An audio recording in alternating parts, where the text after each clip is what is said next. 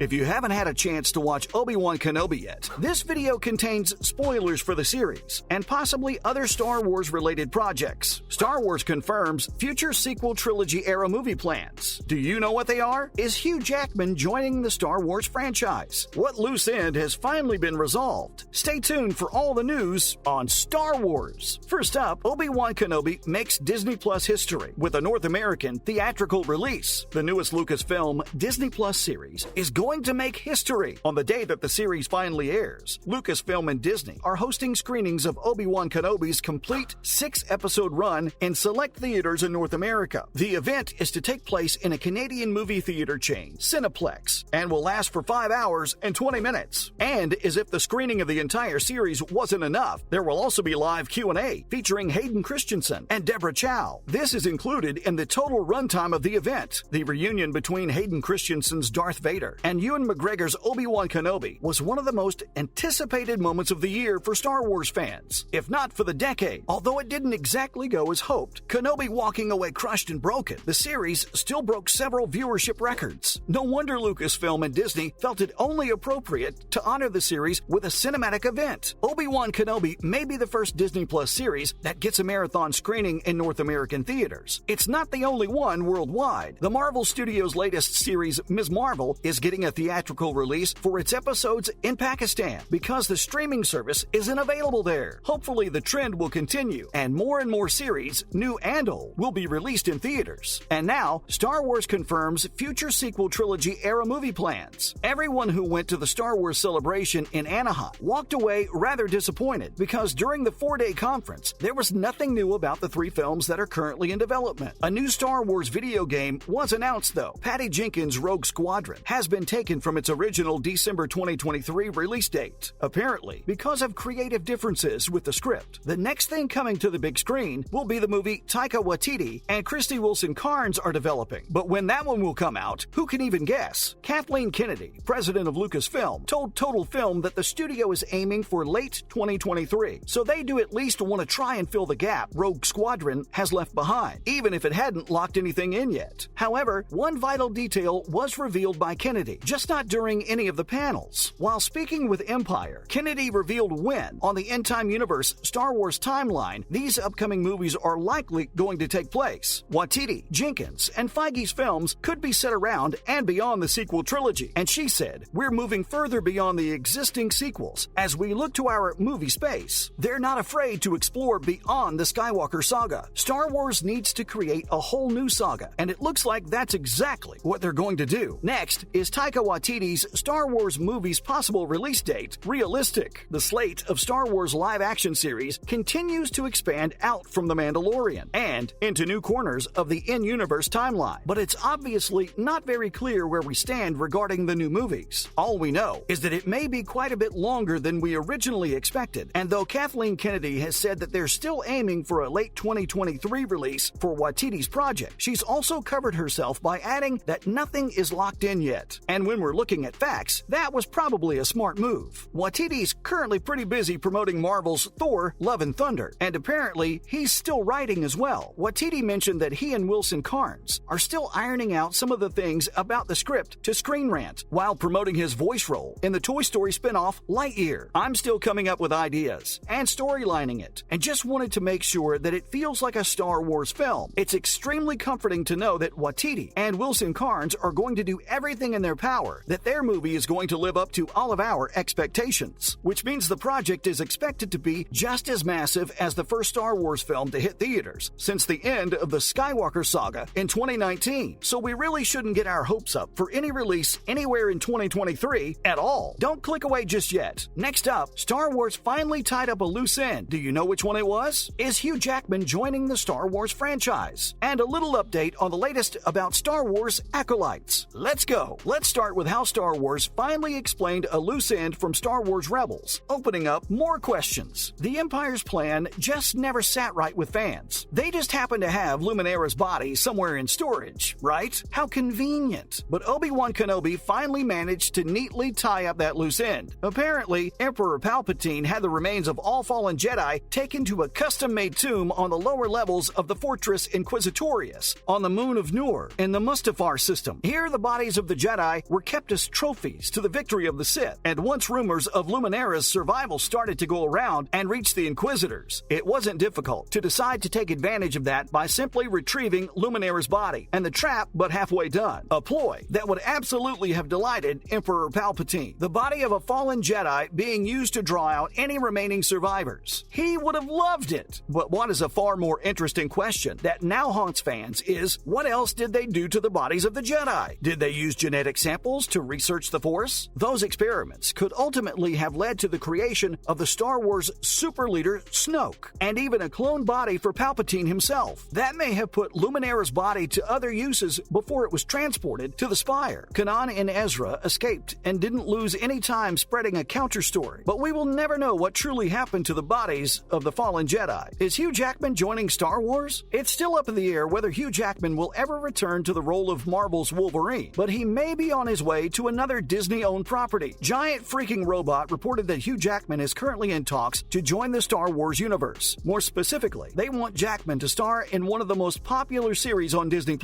But which one? There are a few intriguing possibilities, all of which sound even more amazing if it came with Jackman attached as well. Andor is one of those possibilities. It could be the perfect place for Jackman to enter the Star Wars mythos. And considering the timing, Andor might be the one that makes the rumor sound most plausible. Andor is set to premiere on August 31st, making it far too late for Jackman to join the project for its first season. But it was recently announced that the series had already been renewed for a second season. Doesn't that make this the perfect time to start recruiting more talent and stars? On the other hand, it's also easy to imagine Jackman with The Mandalorian. With his history as the rugged, no-nonsense Logan, he could easily have a similar kind of persona in The Mandalorian. But that also translates to Lando. Logan made his own rules. He would probably do very well in the shoes of one of the spacefaring scoundrels destined to fill that show's cast. So really, there's no saying where Jackman could end up. Next up, the Acolytes will explore major Sith characters from Star Wars Legends. It has been described as a mystery thriller that will take viewers into a galaxy of shadowy secrets and emerging dark side powers in the final days of the High Republic era. We're talking about the Acolytes, of course. But for showrunner Leslie Headland, it's so much more than that. And she's previously said in an interview that a lot of characters from the prequel trilogy haven't been born yet. Whenever she was watching The Phantom Menace, Headland always wondered about how things had gotten to this point. How did we get to the point where a Sith Lord can infiltrate the Senate and not one Jedi pick up on it? What went wrong? What were the moments that led us to this devastating moment? That's why we're looking at the political, personal, and spiritual things that came up in a time period that we don't really know much about. But rumor has it that the show is also going to explore some major Sith characters from Star Wars Legends. According to the insiders, Skylar Schuler and Derek Cornell, Darth Bane, Darth Nihilus, Darth Malak, Darth Revan. Given the obvious passion that Headland is putting into this project, it certainly wouldn't surprise us if they're going to go full out with Star Wars Acolytes. So far, that's all there is to know on what's new with Star Wars. How do you feel about the future sequel trilogy era movie plans? Let us know in the comments. And thanks for watching.